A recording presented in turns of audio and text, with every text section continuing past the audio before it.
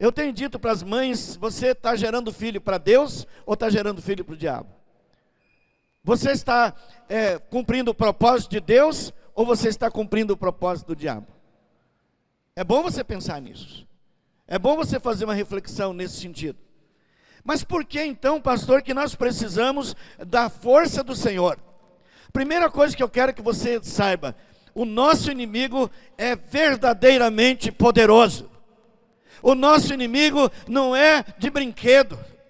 O nosso inimigo não é um conto de fadas. O nosso inimigo, ele é forte e poderoso.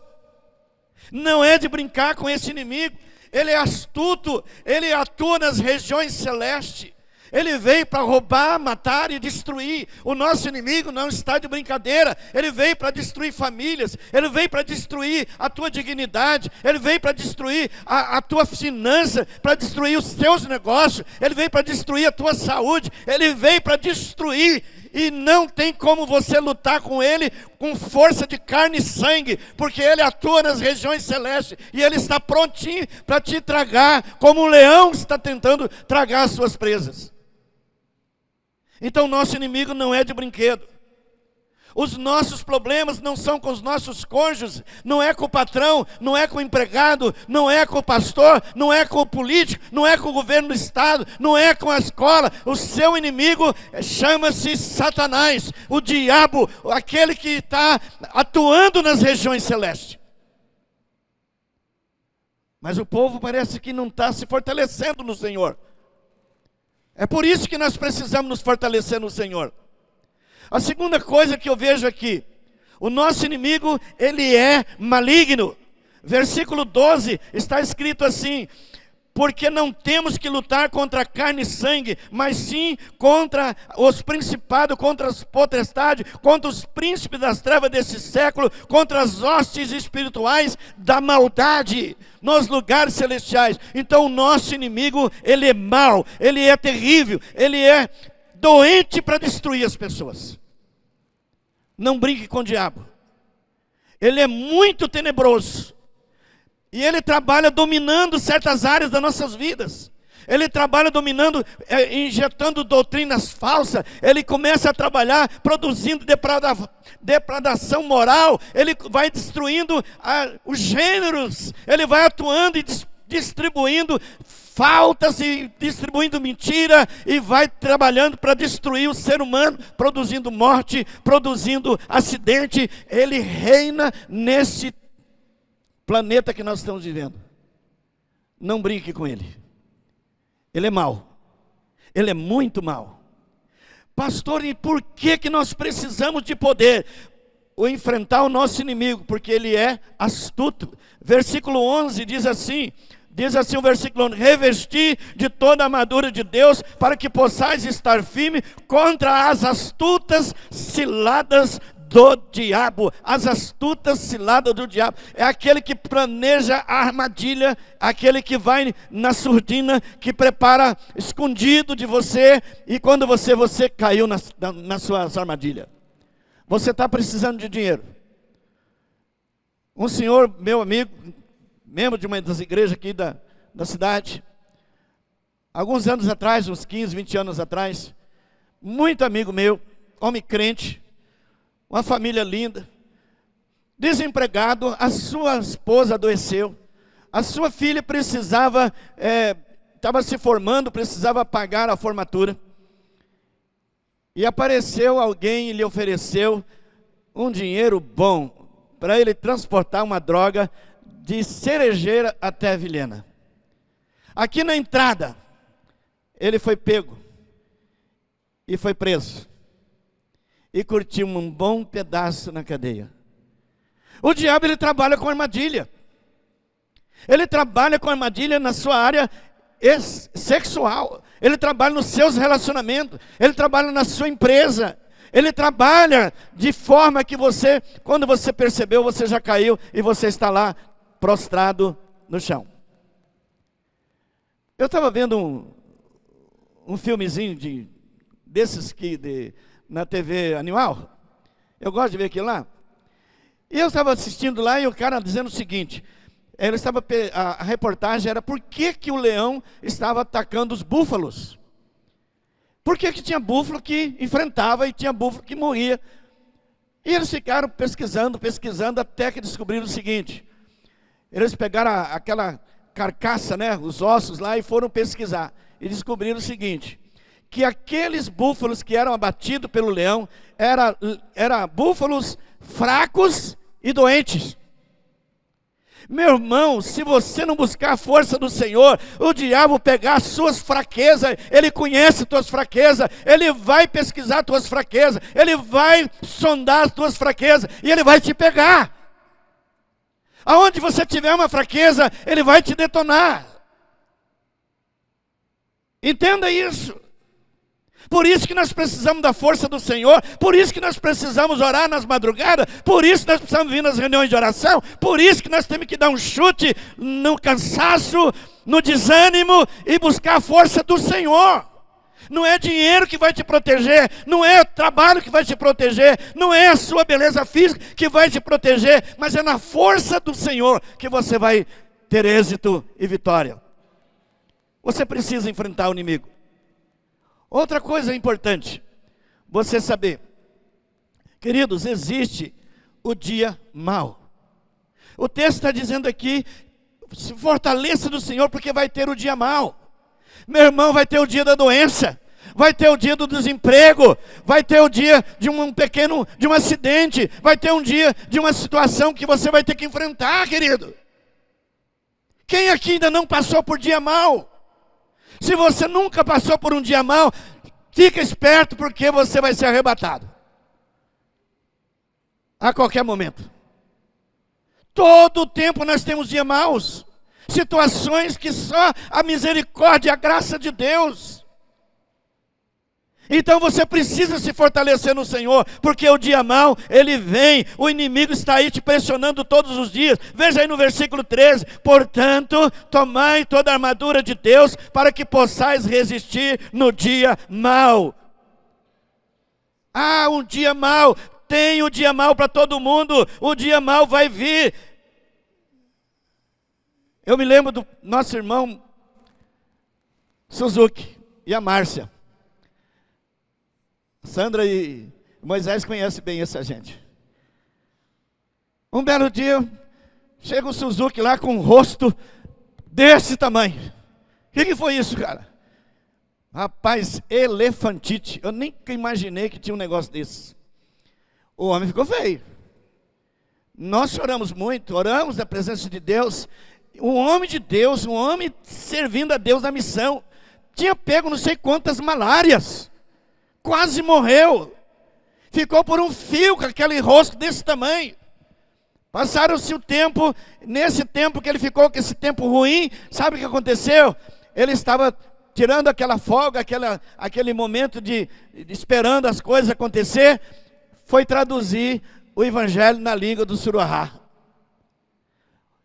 Sempre tem um propósito nos dias de dificuldade, sempre tem uma luta para ajudar você, para te empurrar para alguma situação. O dia mau vem, querido. O apóstolo Paulo estava preso. O dia mau chegou para ele. Ele ficou preso, sendo humilhado. Mas foi lá dentro da cadeia que ele escreveu essas cartas que nós estamos meditando hoje. Ele era um pregador do evangelho. Ele não teria tempo. Mas aquele tempo que ele tirou na presença de Deus, ele estava fortalecido no Senhor, ele estava na presença de Deus, e não é porque aconteceu uma elefantite, não é porque pegou uma malária, não é porque veio um desconforto, não é porque faltou dinheiro, que acabou a sua fé, que acabou a sua vida. Não, querido, a vida levantou, e levantou muito mais forte, porque ele tem uma foto para apresentar e dizer, olha aqui, ó, Deus me livrou dessa catástrofe aqui, ó. Quantas vezes, querido, dificuldade, bichos, quantas vezes o Senhor os libertou, o abençoou, porque ele estava preparado para o dia mau. Outra coisa importante ainda no versículo 13, eu quero que você saiba que o nosso inimigo, ele não desiste com facilidade. Aliás, ele nunca desiste, ele não dorme, ele não toscaneja, ele não tira férias.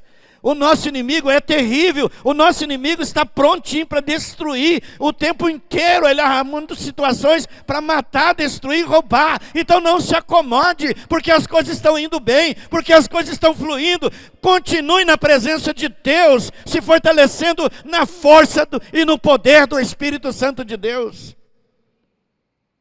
Nós não podemos nos conformar, nós não podemos aceitar que a vida continue do jeito que está, meus irmãos.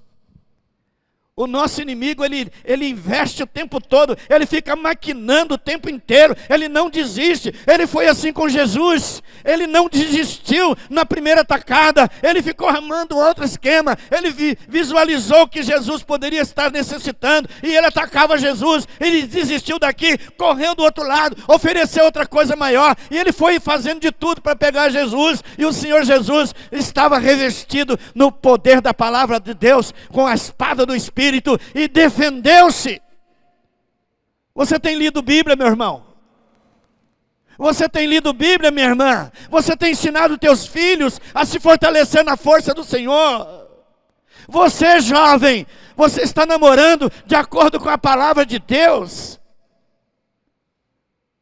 Você tem orado, querido? O inimigo não brinca em serviço. O inimigo não tem como vencer, a não ser com armas carnais, irmãos. Não tem como você vencê-lo com as armas carnais. Veja aí no versículo de número 14, por exemplo. Diz assim: estais, pois, firme, tendo cingido os vossos lombos com a verdade, e vestido a couraça da justiça, e calçado os pés na preparação do evangelho da paz, tomando sobretudo o escudo da fé, com o qual podereis apagar todos os dardos inflamados do maligno. Tomai também o capacete da salvação e a espada do Espírito, que é a palavra de Deus. E ele diz mais: e orando em todo o tempo, com toda oração e súplica no Espírito, e vigiando nisso, com toda perseverança e súplica de todos os santos. Ou seja, não tem como você ser um crente avulso, você tem que ser um crente família, você tem que estar no corpo, porque um braço andando sozinho por aí é fantasma. Entenda isso, querido.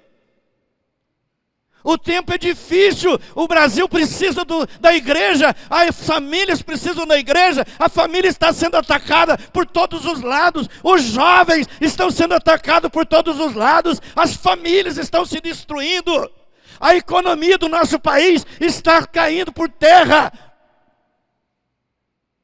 Nós precisamos urgentemente nos fortalecer na força e no poder de Deus. E por último, a ousadia para pregar a palavra de Deus. Veja aí versículo 18 a 19.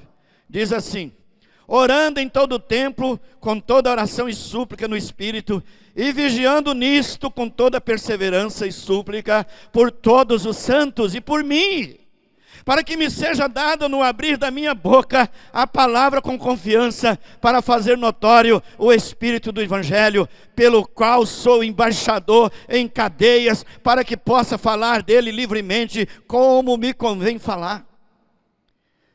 Meu irmão, minha irmã, você precisa de uma agenda de oração. Se você não tiver uma agenda de oração, querido, você não vai conseguir cumprir o propósito de Deus. Você precisa, além de ter uma agenda de oração, você precisa tirar um tempo para a leitura da palavra. Nós meditamos há poucos dias na história aqui de uma mulher chamada Susan Wesley. Essa mulher não permitia os seus filhos fazer qualquer atividade antes de orar e ler a Bíblia. Essa mulher tirava 2 horas de oração por dia. Botava um lenço verde na cabeça, azul na cabeça, e entrava no quarto, ninguém, nem os seus filhos mais pequenos lhe atrapalhava, porque sabia que esse horário da mãe está orando. E ela intercedia pelos seus filhos. Ela gerou filho, não somente aqui no ventre, ela gerou filho no joelho, ela gerou filho orando, de mãos dadas com o Senhor, porque muita gente está criando filhos, achando que está dando grande coisa, colocando numa escola isso, dando aquilo outro. Querido, se você não ora, você está criando filho para o Satanás. Você está investindo para o diabo. Se você não está dando o que o seu filho necessita, ensinando ele a orar, conversando com ele, tirando tempo para ele, explicando as coisas divinas para ele, orientando e clamando a Deus pela vida dele e dela, Deus espera que você seja um colaborador de formadores de pessoas com o propósito de Deus. Observe os teus filhos, para que tipo de filho você está gerando. Ou que tipo de filho você gerou. E não é porque o seu filho já é adulto que você não precisa orar. Enquanto você tiver fôlego, ore. Mas uma outra coisa que eu quero chamar a sua atenção aqui. Meus irmãos amados, sabe por que nós não estamos pregando o Evangelho? Quantas pessoas você ganhou para Jesus este ano? É porque falta uma coisa, irmãos. Falta intrepidez. E Paulo ora no sentido, olha, ore para mim, para que eu tenha intrepidez. Intrepidez é um dom especial, é uma maneira especial que a gente tem de ensinar, de abordar as pessoas para que elas aceitem Jesus. Eu tenho observado assim, pessoas vão para as lanchonetes, não abrem a boca para falar de Jesus para ninguém. Vão para viajar, senta no avião ali, no banquinho ali, senta do lado de alguém, não abre a boca para ninguém. Vai no ônibus, não abre a boca para ninguém. Sai de férias, não ganha ninguém para Jesus, estou de férias. Meus irmãos, vai para a escola, não faz nada. Tem um funcionário, não prega o Evangelho. Tem um patrão que não é crente, não prega o Evangelho.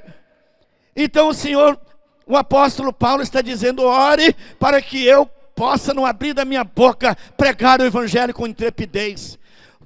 Aquele tipo de Evangelho que você prega oportunamente, ou seja oportuno ou não oportuno, você vai pregar o Evangelho, porque o Evangelho é o poder de Deus para a salvação daquele que crê.